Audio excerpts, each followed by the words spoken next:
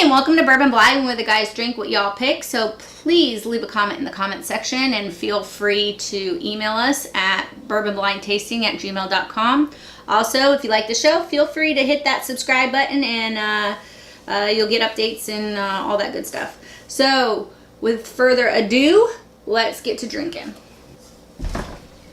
So as always, I'm not going to say what bottle this is. I'd like to thank Charlie Turner for putting this up in the comments or in emailing us. This is his pick. As always, the guys don't know what they're drinking. They're going to tell you what they think of it, and then they're going to tell you what they would pay for it. So I'm going to pour the bottle, get the guys in, and they can tell you what they think.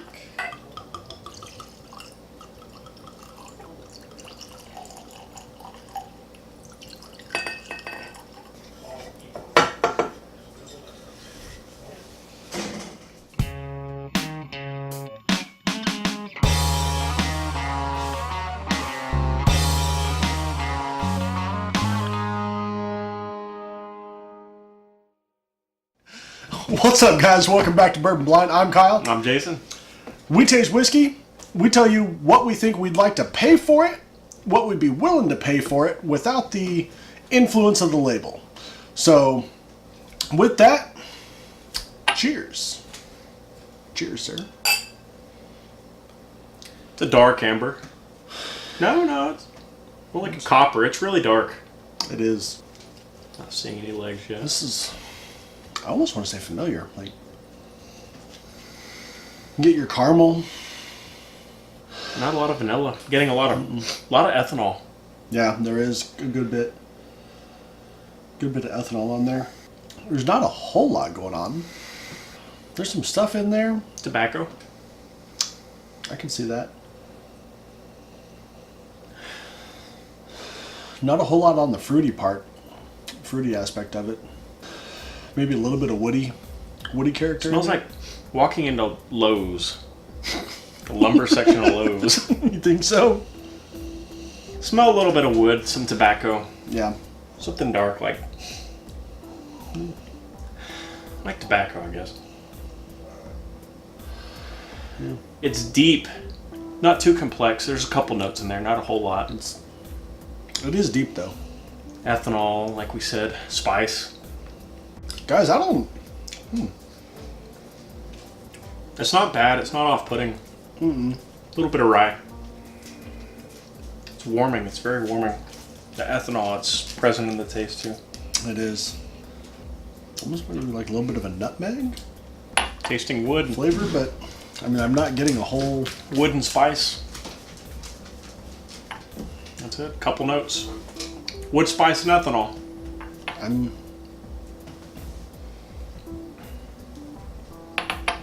Little bitter. Really no fruit to speak of. Not really much floral. It's pretty basic. Yeah. It's good. Whatever it is, I mean, it's good. It's just there's not getting a whole lot to it. You getting the bitterness that I'm getting? A little bit, not really. Not a whole lot. I mean, it's like drying out the back of my mouth. Like that. Almost that dry sandpaper feeling on my tongue. yeah. I mean, it's definitely not oily by any means. It's more dry. I mean, the nose had some good, little bit of good punch to it. I mean, it was very kind of one-noted. You know what I mean? There's just a few things in there. What they did have, there was quite a bit of them, but Yeah. it wasn't a whole lot of everything going on. I think the water balanced it out a little bit. A little more aromatic. Not so overpowering on the ethanol now. Muted the spice a little bit. Now I'm picking up something else. Might sound weird, and I don't mean this to sound off-putting, but I'm picking up ketchup now. Maybe Really? some sort of tomatoey. Kind of like that acidic Yeah, maybe. kind of smell. And it's not I just spilled a little bit of bourbon right there. It's not in a bad way. I mean, the water did it justice.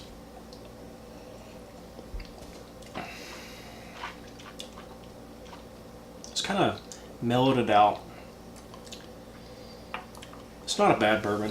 I've already got a price in mind. I think I do too. I'm going to go with $35.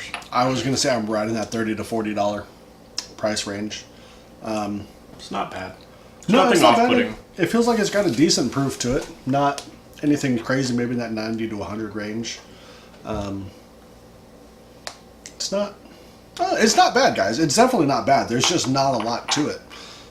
Keep in mind, when we give out prices, that's just on a single bottle. We're not trying to compare it to anything else that's out there. You know what I mean? Saying, for $30 or $40, I think I could find definitely some better bourbons on the shelf for that price range. But that's not to say, you know, Could that definitely find some worse bottles at that price. that is also true. Yeah, so when we give out prices, I mean, we're not trying to compare it to other bottles. You know what I mean? That's definitely not fair. There's some bottles that we would rate at a $20 price level that for $12 you can get way better stuff for. So don't think that we're trying to compare it to other. Didn't we do a blind tasting between the two of us off camera between, what was it? Henry McKenna. 2 different bottles of Henry McKenna 10-year. We did. Bottled and bond. Mm-hmm. And one we rated much higher than the other. They were night and day. Yeah, it was night huge and day. One difference. of them was actually a borderline awful. Do you remember that? Like, It was something I would rate was- below $20. It's just Yeah, something it was- bottom shelf. yeah, not very good at all. The other one was pretty good. The other one was excellent. Yeah, Like $40 price. I mean, range. dude, it could have been 45. from 2 different distilleries. It was that different. I mean, not even like 2 different labels, like straight up 2 different distilleries. They were that different. So if you got a bottle of Henry McKenna that you really like, go try and get another one from that store of the same barrel number for sure.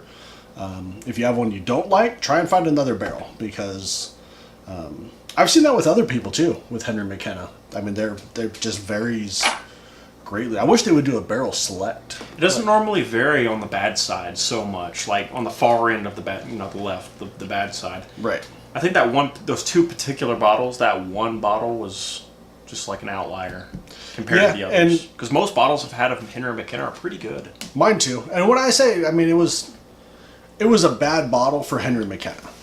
You know what I mean? It wasn't like a bottle of swill that, is a total drain pour or anything like that. But for Henry McKenna, it wasn't on par with the rest of their stuff.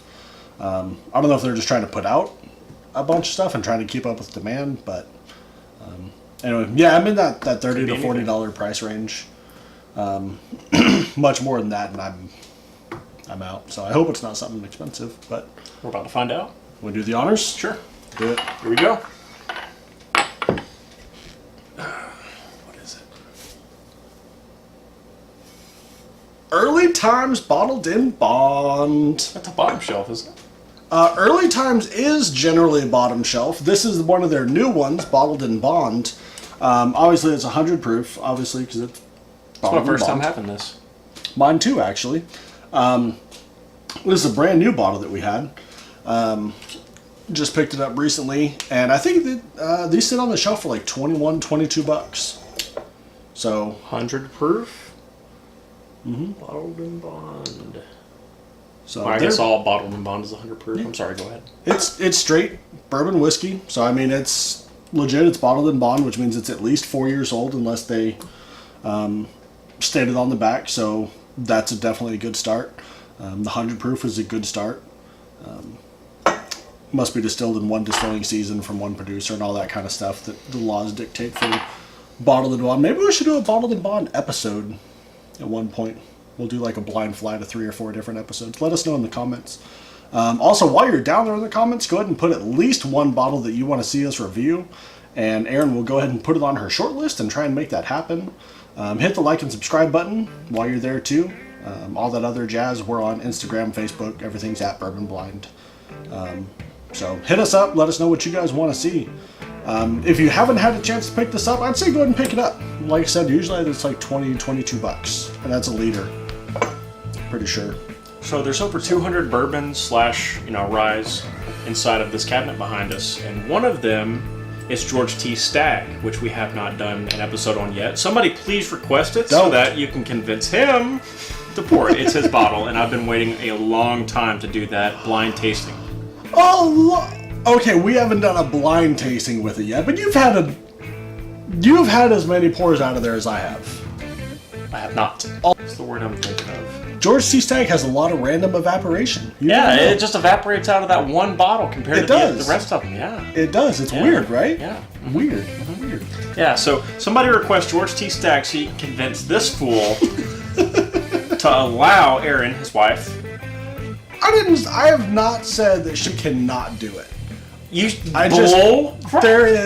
that one bottle, no George T. Stagg that she could pour in the blind tastings. And then I told her if from the cabinet, if she really wanted single barrels, single barrels and George T. Stagg. Okay, well the store picks, because that's something that they can't really get because unless they're in the area, and in that case that's one thing. But if you're in the area and you see the store picks, you should already pick them up because they're probably legit to begin with. Especially Four Roses store picks, pick those up. And if the liquor store allows you to do a tasting of it before you buy it, do it for sure. Yeah, I have had a couple store picks, and luckily they let me taste it in the store, where I was kind of on it. They had some other stuff there was a store pick that I totally loved. I went ahead and picked that stuff up, so that's definitely a plus if they let you do that. If they're a reputable store and you've had their picks before, I mean, obviously they're probably legit, but yeah, no, I told Erin that if she wanted to, and if someone requested it or whatever, that we would do the George T. Stagg. So. Did you? This is news to me. So I mean, it's the beast. It is mythical. And what if you give it like a really bad price, and that is like your number one bottle that you love? It really and is. You taste it blind, and you come to find out that you don't love it anymore. I won't. To me, it's the gold standard. It is. It's so everything I want a bourbon to be, and nothing that I don't. I'm not saying it would test badly. I definitely don't think it would. But it is probably one of, if not my favorite absolute bottles of all time. So it's, I don't know. I think I'm gonna rate it $2,000 as soon as I smell it. $1 million. $100 million. So, anyway, guys, go ahead and put at least one comment or at least one bottle in the comment section of what you'd like to see, except for the George T. Stagg. No, put it in there. You realize we're going to get like 50 comments, and that's what everyone's going to say now. Well, the next tasting. Erin won't even be able to name all the people and give them credit because... Just thank everybody. Thank you all. Everybody. Thank you all for the request. As far as this bottle goes, I'd recommend it. I like it. Especially for a bottom shelf whiskey. There's something to be said for distillers that put a really good product out there on the bottom shelf. Just that anybody can afford. Like I said, for $22 all day long. I have no problem with that. I'd put it in there with like the Evan Williams and Heaven Hill bottled and bond. If you guys can get those, definitely do it. If you can't get the Heaven Hill white label because you don't live in Kentucky, go ahead and pick up the Evan Williams bottled and bond 100 proof. I really like it. It's solid. But yeah, I mean, there's a couple things in that price range that are good stuff. So anyway, ready? Yeah. All right. Until next week, guys. Don't break your glassware. Drink blind. Blindly drink.